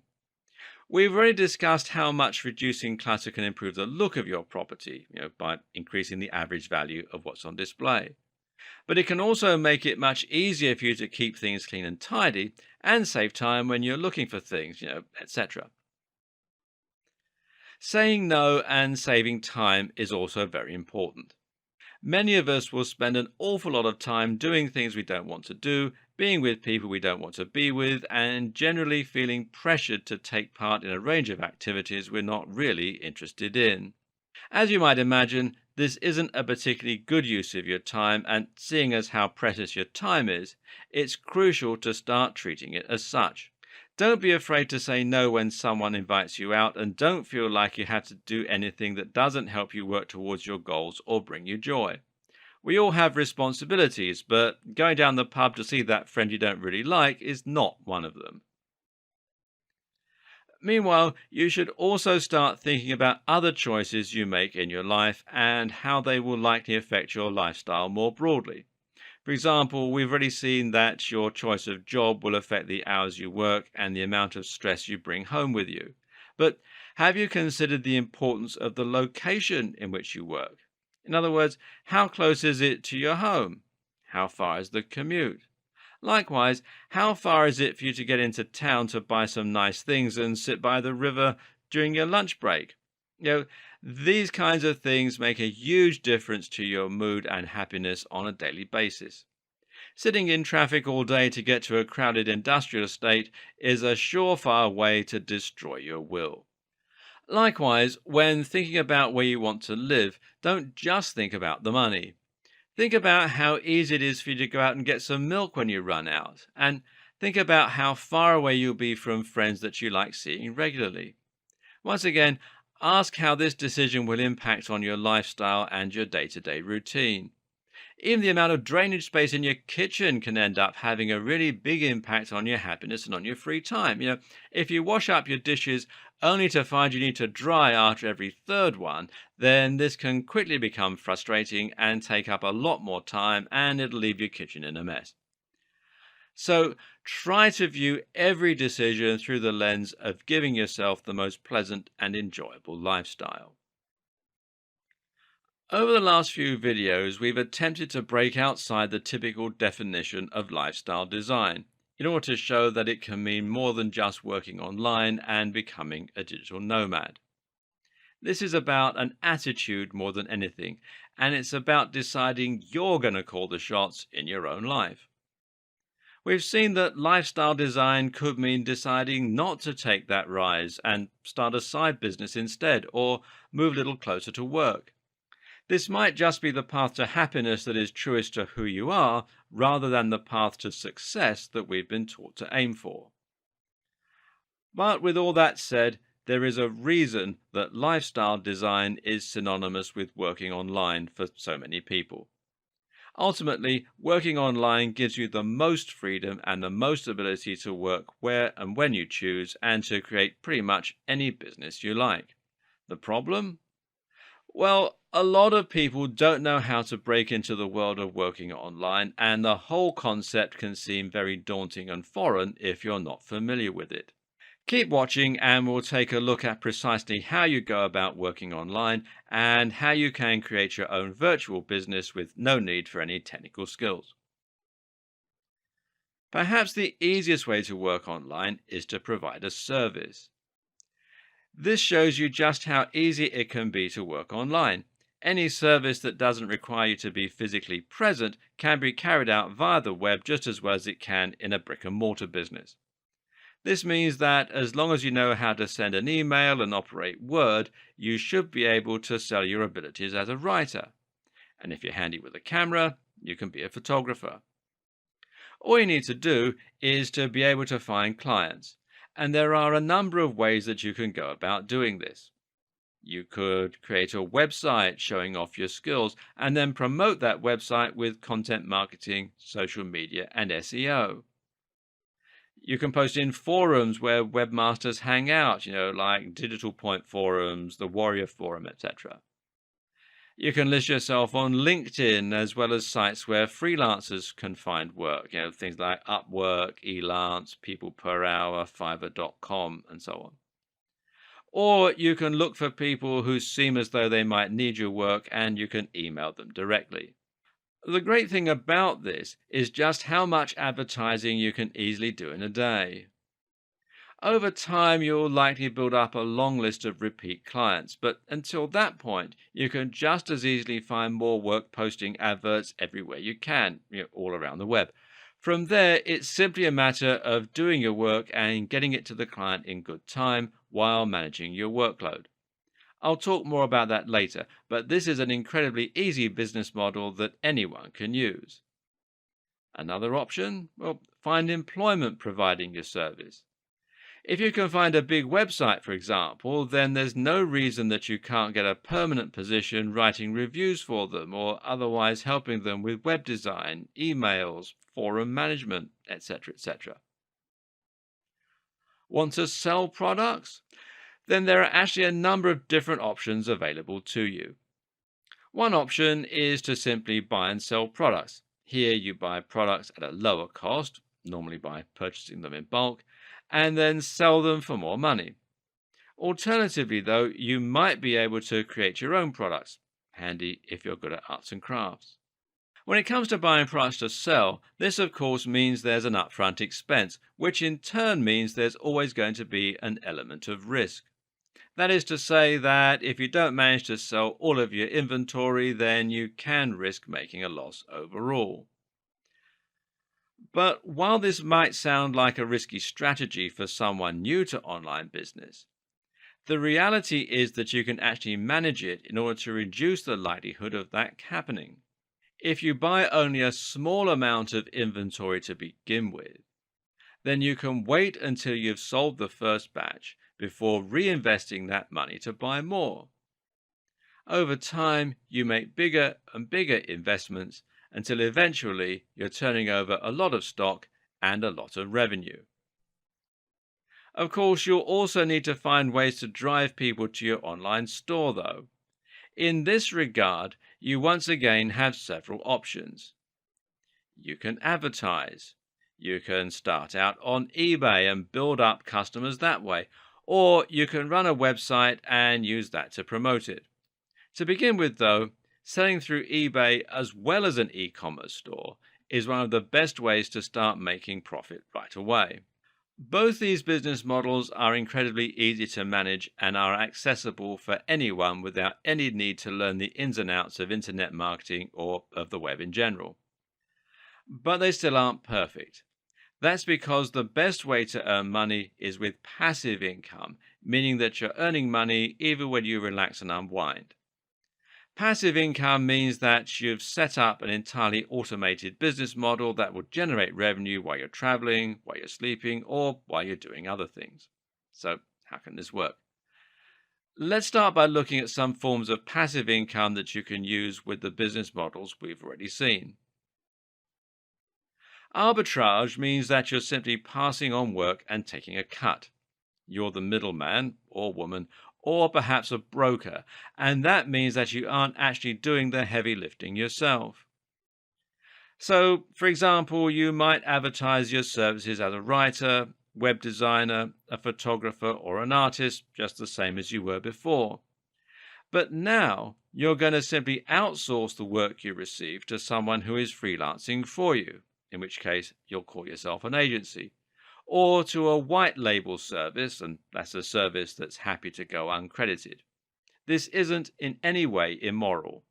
White label services exist explicitly for this purpose, so there's no reason you can't use them in this capacity. Often these white label providers are overseas, meaning that they are able to survive on a much lower salary. You'll send a lot of emails, but other than that, this allows you to scale up your business by taking on more clients and outsourcing more to freelancers, taking a profit each time you do. Imagine if you could use white label services to run a store filled with physical products. Oh, wait a second. You can. Drop shipping means exactly that and basically describes the process of selling products that aren't yours and that you don't have in stock. Instead, all you do is find a company that is happy to work behind the scenes for a cut of the profit. These companies will fulfill orders that you pass on to them and will even let you put your branding on the packaging and sometimes on the product themselves. It can be tricky to find dropshipping companies, but if you do, then you have pretty much the ultimate business model set up. The method that a lot of people use to start their own online business is to create a blog. The aim here is to create a blog with a big following and then use this in order to make money from advertising, from the sales of digital products or from affiliate sales.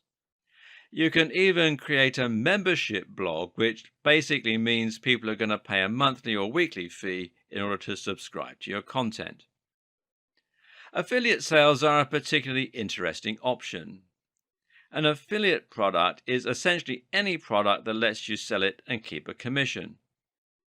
Ebook creators will often open up their products for affiliates because that way they have multiple people all trying to sell their products on their behalf.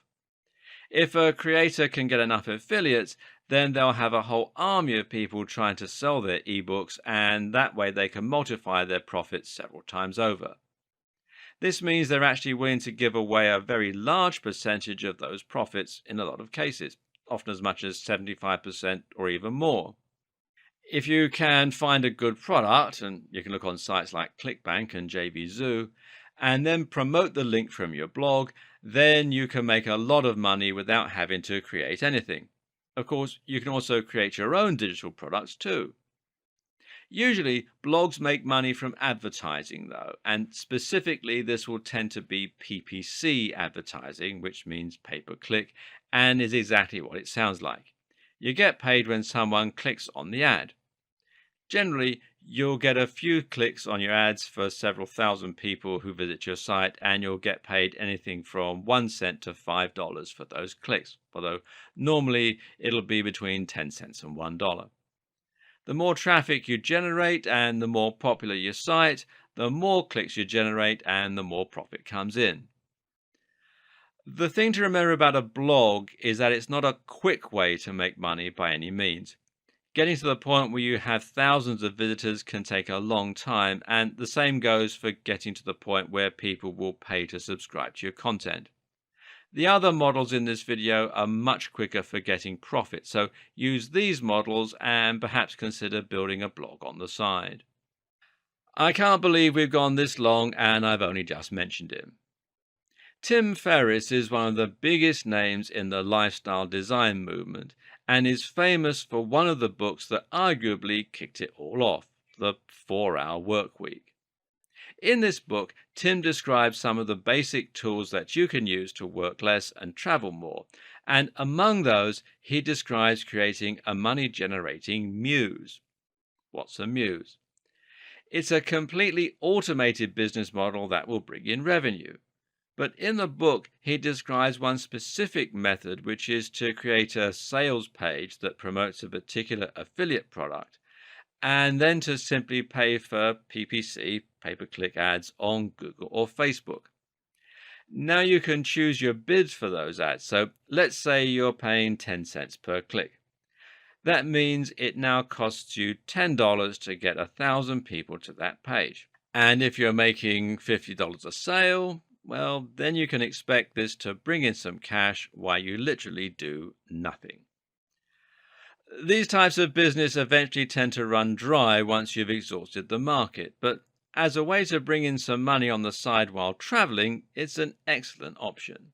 A digital product is any kind of product that you don't have to physically manufacture. And that can mean ebooks or courses, but it also means software in many cases. Creating a digital product and selling it from your website is a great way to monetize a website.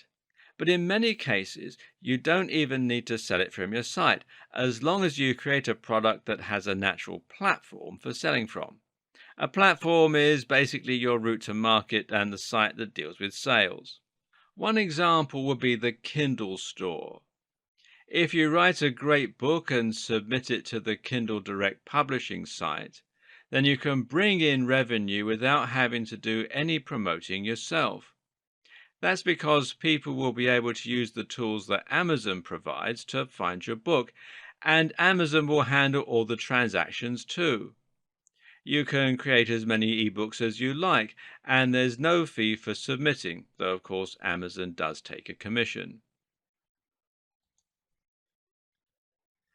Another example would be the Google Play Store if you create an Android app, or perhaps even the iTunes App Store. Even if you have a completely passive business online, there will be times when you need to do some management or upkeep. If you run a blog or a YouTube channel, or if you run a service, then that upkeep and day-to-day work becomes larger. And if you're still working in an office, even if you've negotiated better working conditions, then you'll have a lot of admin, correspondence, and general management to tangle with. So a big part of living the lifestyle you want is going to be managing your workload, managing client expectations, dealing with colleagues, etc., etc. And this is where you need to start being savvy if you're going to reduce the work you're committed to and buy back your freedom. One of the big challenges when it comes to managing your workload is how you're going to pitch your service to your clients. In other words, how quickly can you complete their work? How much work are you able to finish? And this is important because the phrasing you use will dictate how free you are. Now, let's say you're a writer and you promise to complete 8,000 words a day for your client. This now means you have to work until you finish that workload. And if you can't fit it in, then you'll have to let them down and you might end up losing them as a client. How might you deal with this better? Well, one option is to say you'll provide a TAT for each piece of work as and when you receive the order. Another option is to say you'll finish X amount by the end of the week and then manage how you're going to complete those orders. Another thing to think hard about is specifically which clients you want to work with. And this is something that Tim Ferriss talks a lot about in his book. He describes the 80-20 principle that dictates that in most work, you tend to get 80% of your yield from 20% of the work. In terms of working for clients, this suggests that 80% of your profits will come from 20% of your clients, in which case it makes sense to do some culling. It also makes sense to try and remove all the clients that are particularly difficult. You need to think about the people you work for in terms of their communication overhead. What you'll find is that some clients make everything more difficult by constantly sending emails, asking questions, and demanding Skype meetings. Others will make life easy by paying on time, communicating briefly but efficiently, and generally just trying to help you both get as much work done as possible. Avoid time wasters and definitely avoid working with wantrepreneurs who would rather feel important than do actual work. I have a policy that if a new client requires a Skype meeting, then they're probably not for me. In the past, I would often have long meetings on Skype with people, sometimes lasting hours, only to then find that they only wanted 10 minutes worth of work, and this just creates so much more admin and so much more stress that you're better off turning down some of your work and limiting the amount of people you have to deal with and how hard they are to work for. The same kinds of principles can apply in the office too. If you have any say in the matter, then try to reduce the number of meetings you take part in to an absolute minimum. If you could convey the same information in an email chain, then do. Tim Ferriss again gives some pointers here. One of his pointers is to only check email at set points throughout the day and to set up autoresponders to inform people of that fact.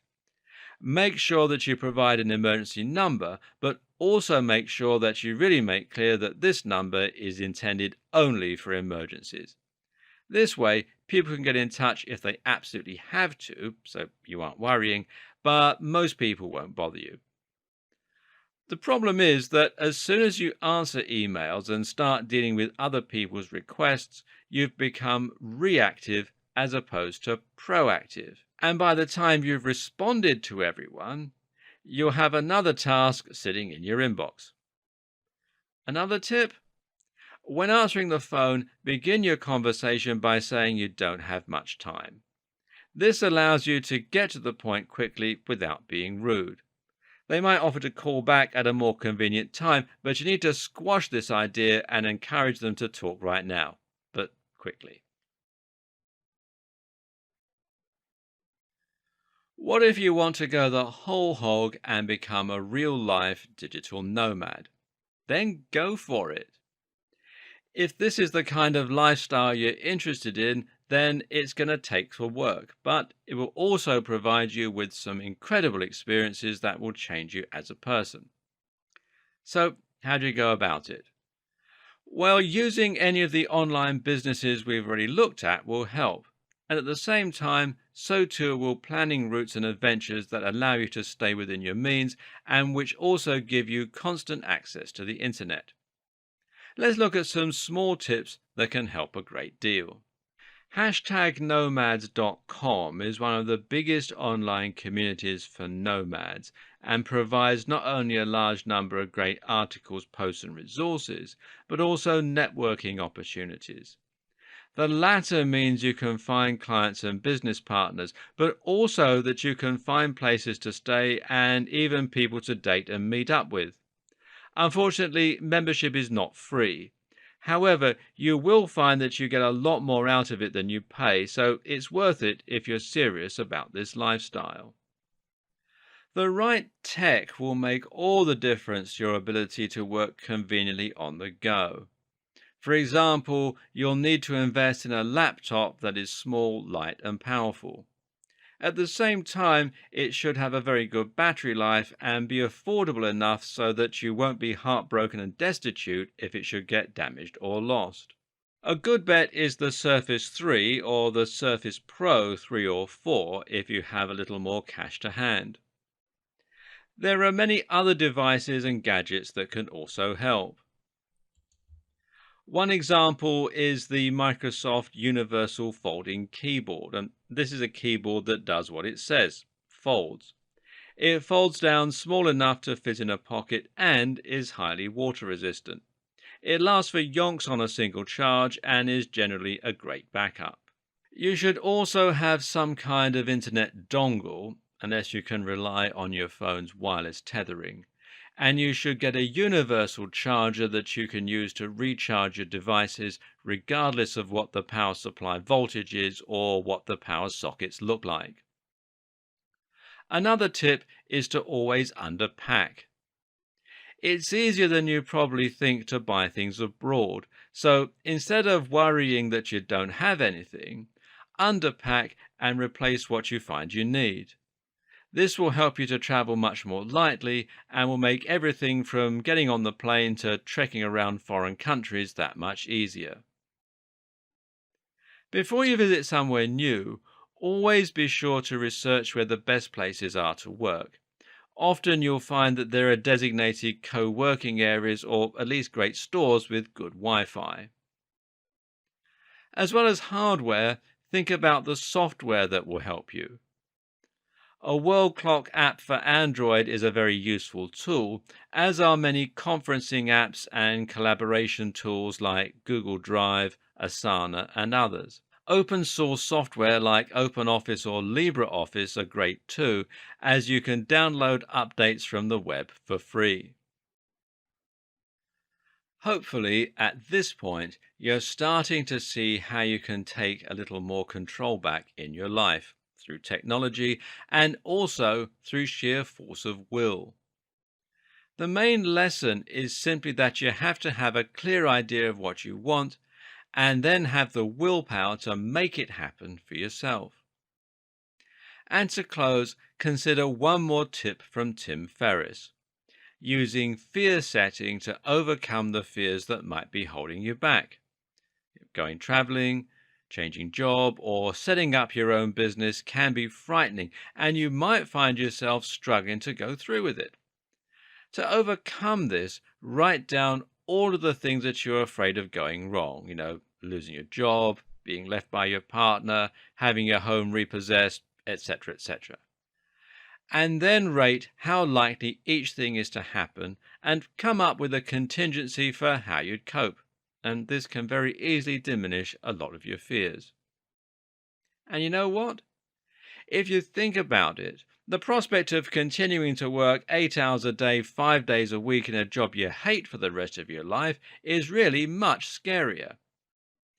Don't accept the status quo. Take the plunge, and at least you can say you tried. And I wish you every success.